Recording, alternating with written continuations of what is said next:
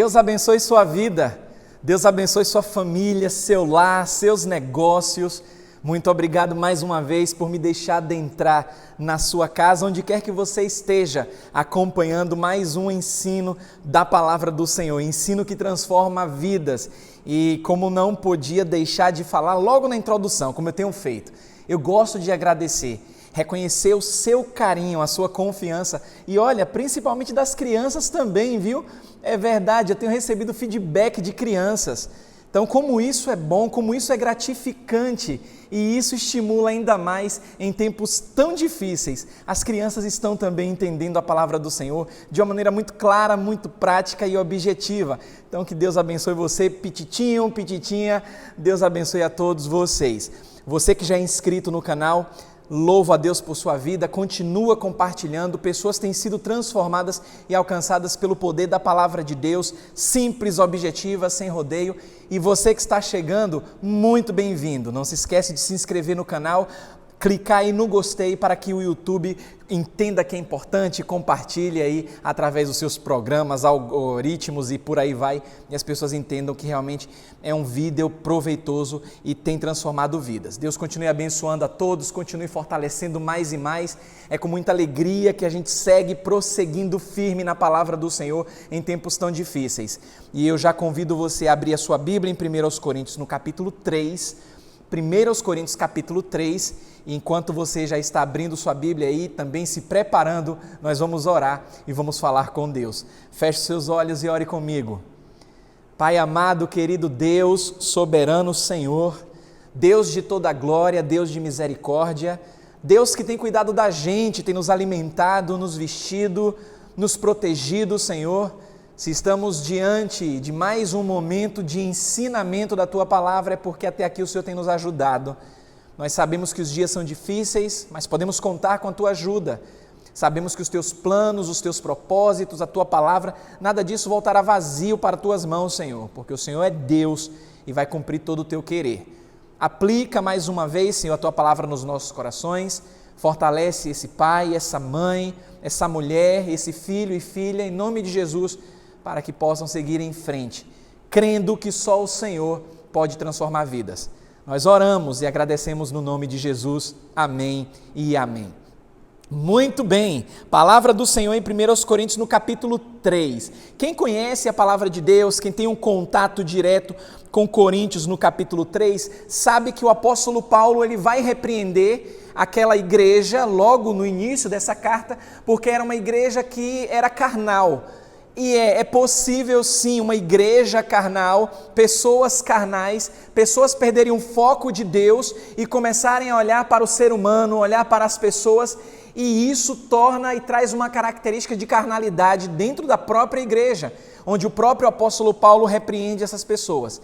Só para que você tenha uma ideia desse panorama, as pessoas em Corinto, na igreja de Corinto, elas estavam brigando, discutindo, estavam sendo partidárias, porque elas gostavam de uma determinada pessoa, outros seguiam os ensinamentos de uma outra pessoa, e a gente sabe que a gente não vive nada tão diferente nos dias de hoje.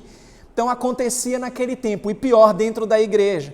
E o apóstolo Paulo ele vem trazendo uma palavra poderosa de transformação para que a igreja não venha desfalecer, relembrando até o ensinamento de Jesus quando falou a respeito do inferno dividido, que uma casa dividida ela não pode subsistir e coisa do tipo. Então o apóstolo Paulo está trazendo uma palavra de encorajamento. E em Coríntios, no capítulo 3, 1 Coríntios no capítulo 3, a partir do versículo 6, a Bíblia nos diz o seguinte, o apóstolo Paulo fala, eu plantei, Apolo regou, mas Deus é quem faz crescer, Deus é quem dá o crescimento. Repare como um plano de Deus está centrado na sua obra soberana. Claro que temos colaboradores, temos pessoas que fazem a sua parte, eu estou fazendo a minha. Estou anunciando o Evangelho de Jesus, estou ensinando você, estou trazendo uma palavra que venha transmitir conforto, não somente isso, mas desenvolver em você maturidade num processo de crescimento sadio e fortalecido no Senhor. Então Paulo diz que ele plantou, que Apolo regou, mas o crescimento quem faz, quem dá o crescimento é o próprio Deus. E ele diz no versículo 7, olha só que coisa interessante, de modo que nem o que planta, nem o que rega são alguma coisa, mas unicamente Deus que efetua o crescimento. O que isso nos ensina é que a glória não pertence ao homem. E muitos aí estão orgulhosos, achando que podem fazer e acontecer sem a ordem de Deus. A glória pertence a Deus. O apóstolo Paulo está dizendo, não é o que planta, não é o que rega que é alguma coisa, mas unicamente Deus que efetua o crescimento. Versículo 8, o que planta e o que rega tem um só propósito, e cada um será recompensado de acordo com o seu próprio trabalho. Versículo 9, pois nós somos cooperadores de Deus, vocês são lavoura de Deus e edifício de Deus. Então, dentro desse contexto, a gente já começa a captar a ideia de que temos que fazer a nossa parte. Temos que desenvolver um trabalho para Deus, temos que fazer tudo para a glória do Senhor, entendendo que a glória pertence a Ele, porque é Ele quem dá o crescimento. É por isso que a sua dependência não pode estar em pessoas, mas em Deus. E você está aprendendo na palavra do Senhor a desenvolver esse hábito, a transformar a sua vida. Então, quando a gente começa a entender esse contexto, o próprio apóstolo Paulo, nas suas caminhadas, ele menciona vários cooperadores. Aqui ele está citando a respeito de Apolo, a respeito de que ele plantou, que Deus dá o crescimento. Mas o apóstolo Paulo, ele tem um carinho muito grande com seus cooperadores. E você vai acompanhar em muitas das suas cartas, por exemplo, ele vai citar Priscila e Áquila. Quando ele escreve aos cristãos em Roma, ele cita Priscila e Áquila, que são cooperadores. Ele vai citar Marcos, Aristarco, Demas, Lucas, tudo isso lá em Filemão, quando ele escreve a carta a Filemão. Ele cita também, e falando e nos faz lembrar a respeito de Jesus chamado justo, lá em Colossenses, no capítulo 4. Ele cita um homem chamado Clemente, também lá em Filipenses. E tudo isso é para que a gente comece a entender que essas pessoas eram companheiras de lutas do apóstolo Paulo. Repare que sozinho a gente não pode fazer nada, a gente precisa de Deus, a gente precisa das orações dos irmãos e também da atuação de pessoas que caminham conosco. É por isso que eu sempre tenho pedido aqui várias vezes e não vou me cansar de pedir, orem por mim, não se esqueça nas suas orações, orem sempre por mim, para que eu venha desenvolver mais e mais o trabalho para a glória do Senhor, não somente por mim, mas por muitos pastores que estão tendo esse desafio de pastorear em tempos tão difíceis. Então, quando a gente começa a entender que esse barco chamado comunidade cristã, comunidade da igreja, do povo de Deus, nós não somos capitães, nós não somos chefes, nós precisamos entender que o nosso capitão, nosso comandante é Cristo. E nós não somos também apenas hóspedes ou simples viajantes nesse barco. A gente tem que fazer a nossa parte. Eu entendo que muitas pessoas passam lutas, travam muitas lutas, mas também não podem ficar somente esperando, tem que fazer alguma coisa. Você tem que fazer alguma coisa. Você não pode mais ficar apenas, eu preciso disso, preciso daquilo, ore por mim, faça isso. Você tem que fazer a sua parte. Repare que quando eu peço oração, ao mesmo tempo estou fazendo a minha parte. Estou orando, estou trabalhando, estou aprendendo mais do Senhor, estou ensinando. E o que foi que Deus te deu para que você possa fazer? Porque dentro dessa comunidade a gente precisa se fortalecer mais e mais. A gente começa a entender que a nossa missão, ela é remar, é levar o barco adiante até o fim, sabendo que Deus está conosco e Deus é quem dá o crescimento. E a gente vai aprender com o exemplo dos remadores, porque eu acho interessante que o apóstolo Paulo sempre fala em maratona, sempre fala em completar carreira, em corrida, em atleta. Ele gosta de usar muitos exemplos. E eu ouvi uma mensagem que me chamou muito a atenção dentro dessa realidade do que significa estar num barco, estar remando, estar seguindo em frente. Então, 3 coisas a gente pode aprender dentro desse contexto de estar no barco, mas seguindo para o alvo. E a primeira lição que a gente aprende com os remadores é a sincronia. Você que já acompanhou uma atividade esportiva que envolve justamente nado, envolve remo principalmente, já que a gente está falando de barco e barco a remo, você deve ter visto que as pessoas elas remam de maneira sincronizada. O que é que a gente aprende observando essas coisas? Abra sua Bíblia em 3 João, terceira carta de João, versículos 4 e 8. Na terceira carta de João, nos versículos 4 e 8, Olha que coisa a gente aprende. 3 João 4 e 8. Eu falo versículos 4 e 8 porque a terceira carta de João é apenas um capítulo. Então, 3 João 4 e 8 diz assim, ó: não tenho alegria maior do que ouvir que meus filhos estão andando na verdade. João estava feliz, entendia que os seus filhos, o povo de Deus, estavam andando na verdade. E ele diz no versículo 8, é, pois, nosso dever receber com hospitalidade a irmãos como esses, para que nos tornemos cooperadores em favor da verdade. Notaram a pluralidade do ensinamento de João? Primeiro a gratidão e essa forma plural de trazer, que ele se alegrava porque os irmãos estavam cooperando, e isso significa que eles estavam em sincronia. Isso nos mostra que os remadores, eles tinham que saber a hora certa de remar e no ritmo certo. Eles precisavam trabalhar em sincronia no mesmo propósito, diferente do povo partidário da igreja de Corinto e das pessoas que hoje em dia estão brigando por besteira. Ah, porque eu sou de fulano, eu sou de ciclano, e a obra do Senhor está lá toda capenga, o barco indo para um lado e para o outro, e as pessoas se preocupando com aquilo que realmente não importa, não tem valor essencial para a eternidade. Então, quando a gente observa aqueles remadores, eles estão em sincronia, eles estão cooperando, eles estão fazendo ao mesmo tempo aquilo que eles foram treinados para fazer, para que o barco pudesse manter aí esse ritmo. E a gente não pode pensar que a gente vai conseguir chegar ao destino sozinho.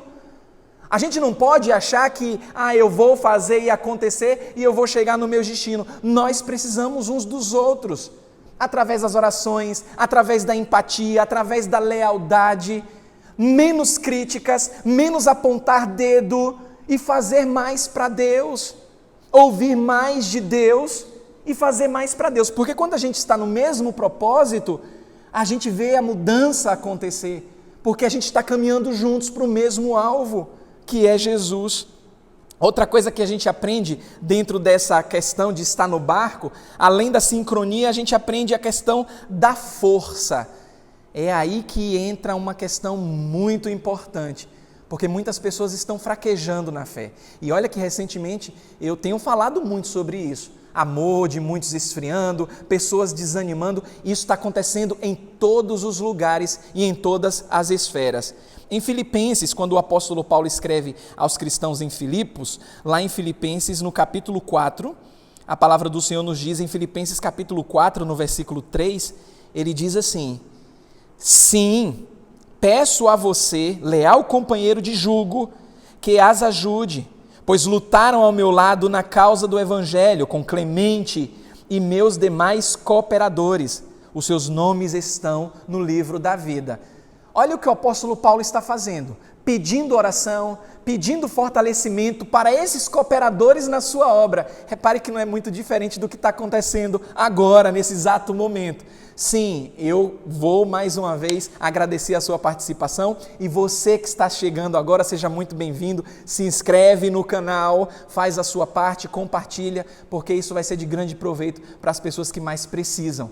Então Paulo está pedindo orações, Paulo está pedindo forças para os seus cooperadores, porque a gente tem que entender que a identidade desse verdadeiro companheiro de Paulo é realmente um mistério. A gente não conhece a fundo a identidade dele. Poderia ser Epafrodito, o portador até dessa carta, ou alguns dos seus companheiros até de prisão, mas também poderia ser alguém com outro nome, e o nome talvez signifique até colega de trabalho, cooperador também na essência.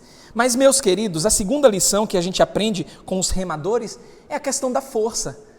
Porque se você não se fortalece, eu estou de um lado remando, vamos supor que só tem eu e você no barco, eu estou remando, fazendo a minha parte e você está fraquejando, você acha que o barco ele vai pender para que lado?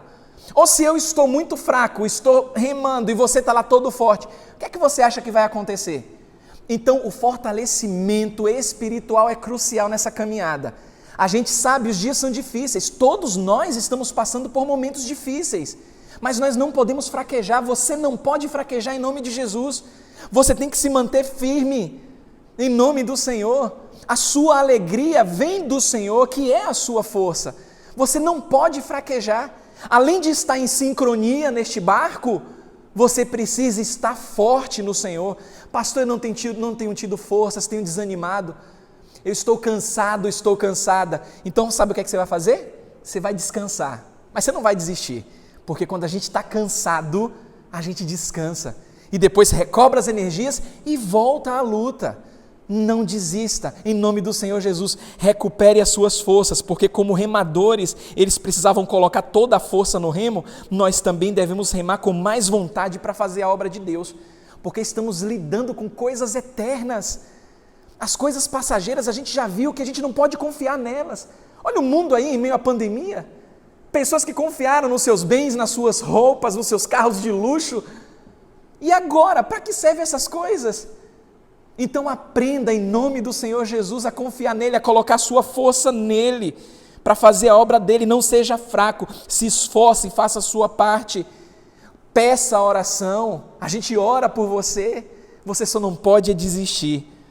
E terceira coisa que a gente aprende nessa caminhada de fortalecimento, olhando para os remadores, os barcos da antiguidade, além de fazer necessária uma sincronia, além de ter a necessidade das pessoas estarem fortalecidas, eu no começo falei que nós não somos capitães, não somos chefões nem nada, mas a gente precisa de uma orientação.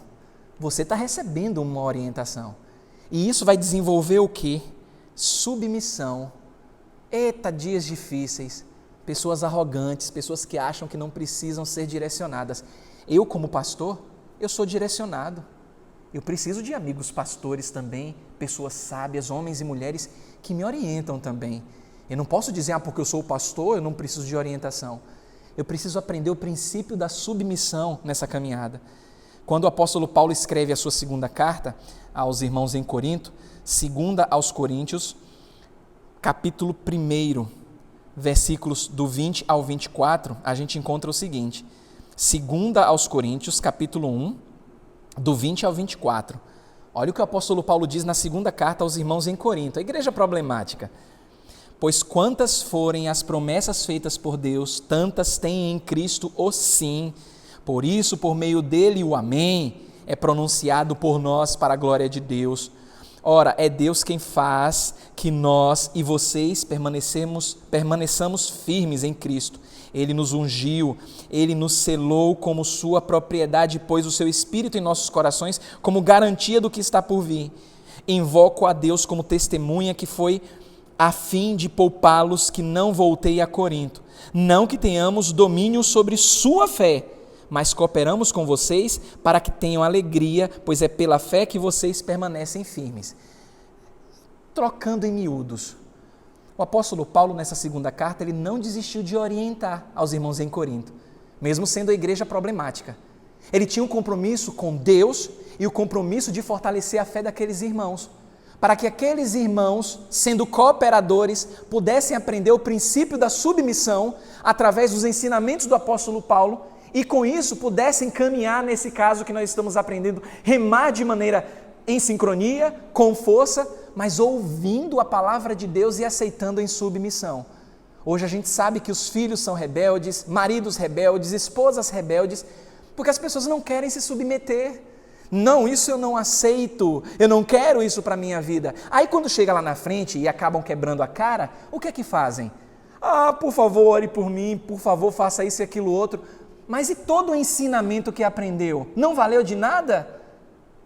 O princípio da submissão é muito importante nessa caminhada, porque essa terceira lição a gente pode aprender é que os remadores, eles deveriam ser submissos e ouvir a voz de comando. Sempre num grande barco antigamente, que tinha vários remadores de um lado e do outro, tinha alguém que dava a voz de comando, para que aquele barco pudesse estar na direita quando devesse estar, ou na esquerda quando devesse estar. A gente precisa lembrar que nós somos remadores, mas também precisamos nos submeter à nossa liderança espiritual. Precisamos entender que Deus estabeleceu pastores, Deus estabeleceu professores, mestres, pais, filhos, para que a gente pudesse ouvi-los. São os nossos tutores. E se a gente recusa a ouvir, a gente vai pagar um preço muito caro. Primeiro, pelo orgulho, que a Bíblia diz que precede a ruína. E segundo, que quando a coisa acontecer, o seu líder o seu pastor, aquele que te orienta, muita coisa não vai poder fazer se não orar por você. Então, seja submisso, aprenda o princípio da submissão, porque todos nós somos remadores e precisamos ser submissos aos nossos líderes, mas principalmente a quem? A Deus, ao Deus da palavra que sempre nos fortalece.